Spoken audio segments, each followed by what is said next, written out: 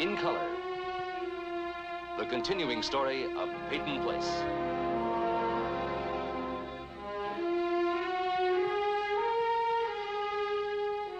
Starring Dorothy Malone as Constance Mackenzie, Ed Nelson as Michael Rossi, Ryan O'Neill as Rodney Harrington, Barbara Parkins as Betty Anderson, Tim O'Connor as Elliot Carson, Christopher Connolly as Norman Harrington, Patricia Morrow as Rita Harrington, James Douglas as Stephen Cord.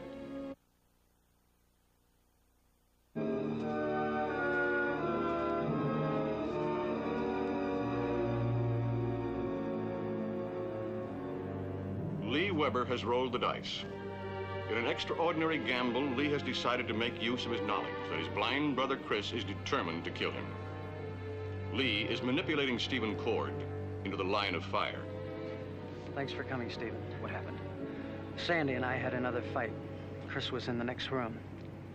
All of a sudden, he comes at me, swinging his cane and screaming. And he just broke down and started to cry. It was awful.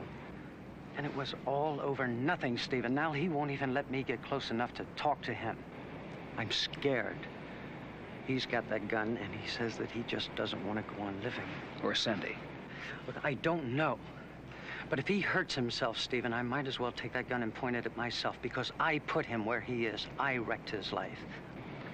I wrecked his life. All right, save it, Lee. Well, maybe you could reason with him. He'll listen to you. Oh, I know you don't think so, Stephen, but he respects you.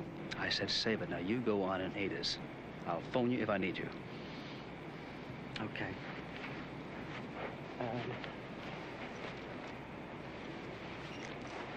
Here's the key to the door. He's probably got himself still locked up in that bedroom.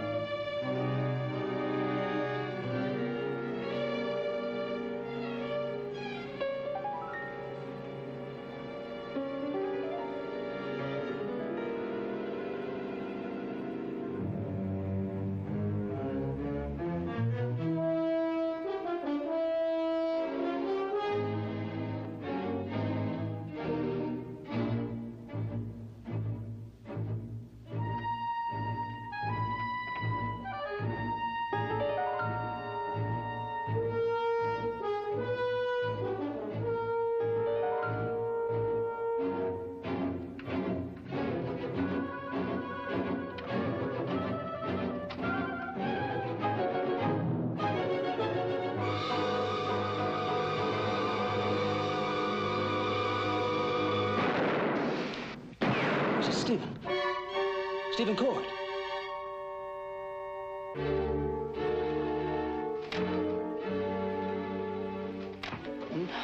Understand, it's Stephen Cord. Now, give me the gun. It's over. No. It's over, Chris. Richard, give me the gun now. No. You were waiting for your brother, weren't you? Waiting and waiting. It was Lee. You wanted to kill Lee. Make him pay for killing Ann Howard. Stephen, my chance is gone. My one chance to make him pay is gone. This. I've been waiting for days and days with that pistol, carrying it, sleeping with it. Now he's gonna get away with it. He's gonna get away with it like he gets away with everything else.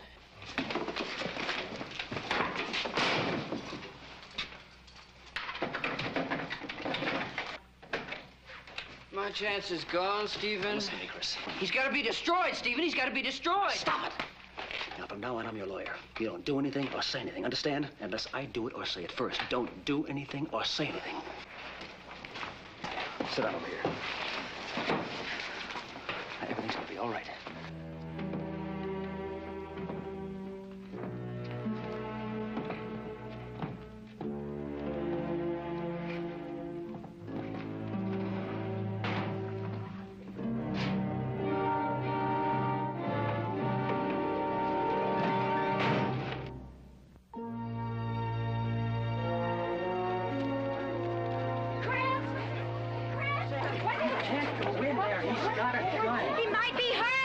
Nobody knows what happened. He may have shot Stephen. Stephen?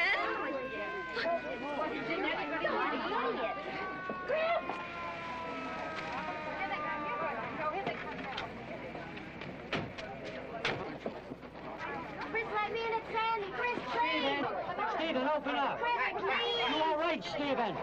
He's in there. Shooting. Pardon me. Out. Who's in there? It's the police. Open up.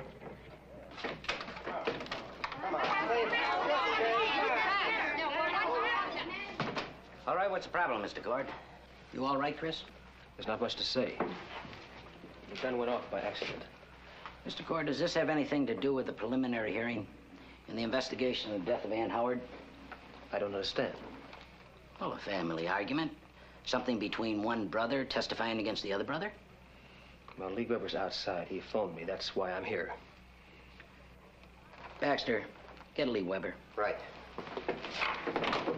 Weber, you want to step in here? Hey, can I come in? I'm sorry. Well, is Chris all right, Sandy? Yeah. Mr. Gord? Is he all right? Is Chris all right? He's all right. Well, I don't know. But Did you telephone Stephen Cord tonight? Well, Did you or didn't you? Yes, I did. And what'd you say to him?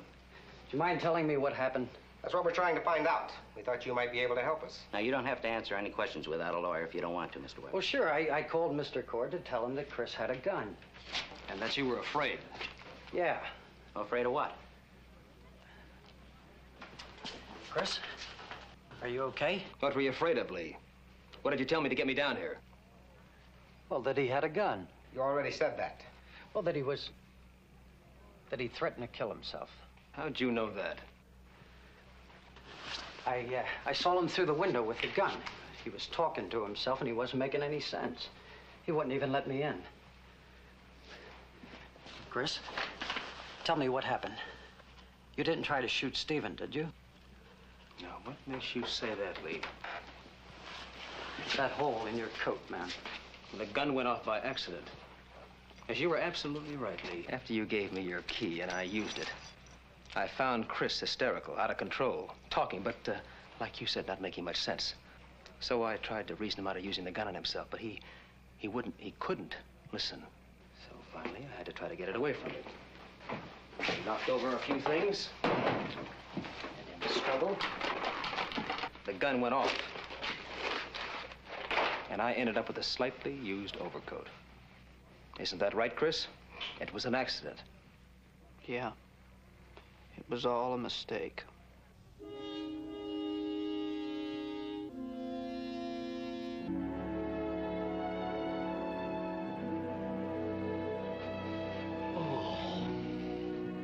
I think it's pretty late to be making out grocery lists. you go back to bed. You're still asleep. Only could fool me.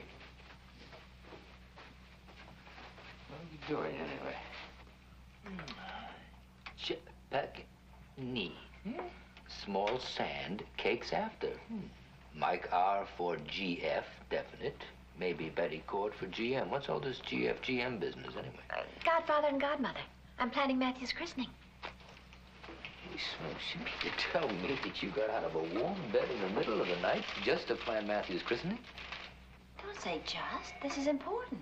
Well, of course it's important, but what's the hurry? It's like making your Christmas list on the 4th of July. Besides, if you think I'm going to let them pour ice water all over Matthew in sub-zero temperatures... They don't pour. They just sprinkle. With 3 feet of snow on the ground? You'll be in a warm church. Warm church? There's no such thing as a warm church. Most of them are as drafty as wind tunnels. This is the Elliot Carson who plans to train his son early for the rigors of football, isn't it? Well, not before he can walk. Well, he'll look pretty silly toddling down the aisle to his own christening. Besides, you don't have to worry. He'll be all bundled up, snug as a bug. I've already got the outfit. A fur parka. Not quite. Well, what is it? Isn't that gorgeous? It's lace. No, sirree. Not on your life. Not on my son. Lace? Are you serious, honey? Just take it back. Why can't he wear that knit shirt and pants outfit he got from the Mortons? We'll see. Besides, we can't have the christening anyway till Mike gets back, and I'm sending him the first invitation. Oh, boy, all this hurry about Matthew's christening. Could this by any chance be part of a plot to lure the wandering doctor back to the fold? Well, not entirely. But when I talked to him on the phone, his voice did sound funny. Well, you said he sounded wonderful. A little too wonderful. I had the feeling when he said he was going to stay on in New York a few days, he was really trying to postpone coming back here. Ah, so you're using Matthew as bait. Well, as Matthew's godfather, he can hardly refuse to come to the christening. Of course. Working under a sense of responsibility. You don't think that's fair? Fair? I think it's clever. Devilishly clever. Female clever. Come on. I still don't like the idea of the road business. And that lace all over. They don't do that for boys anymore.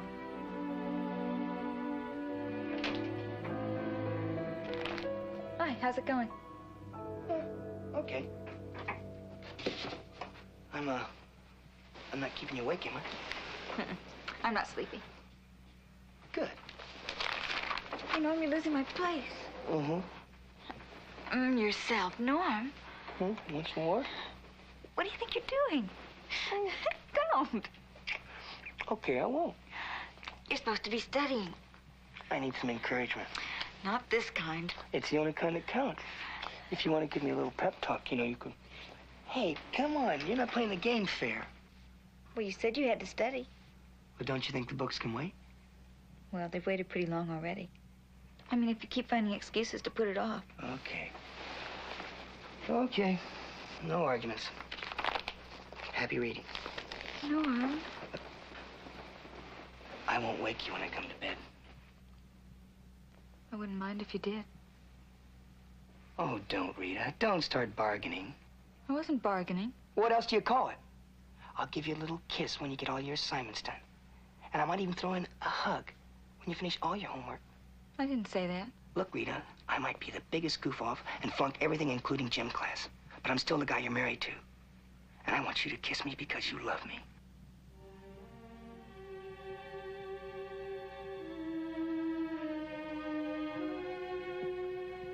Or else forget it.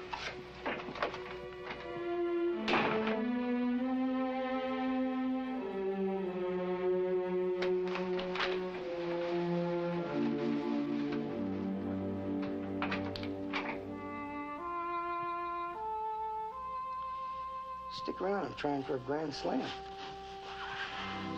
Norm, maybe you ought to quit. If college is wrong for you, it's wrong.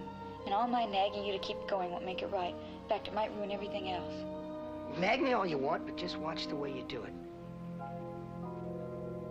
No, not anymore. Has to be what you want. I don't know what I want. I'm supposed to be out there chasing around after the big apple. Oh, sure, the apple's real. But what if the race is phony? You know what I mean? My dad and my grandfather, they know it's rigged because they're the ones that rigged it. And then if they didn't like the rules, they'd either change them or ignore them. Well, you don't have to follow their example. Well, that leaves two choices then. Either drop out of the race entirely or be an also-ran. And what do you think Rod did when he got that crummy garage down at the wharf? Do you think he figured, this is my first stepping stone to $1 million? Or do you think he figured, the heck with it? The heck with everything. Why does the world have to be upside down? And why can't I figure out who I am and what I want?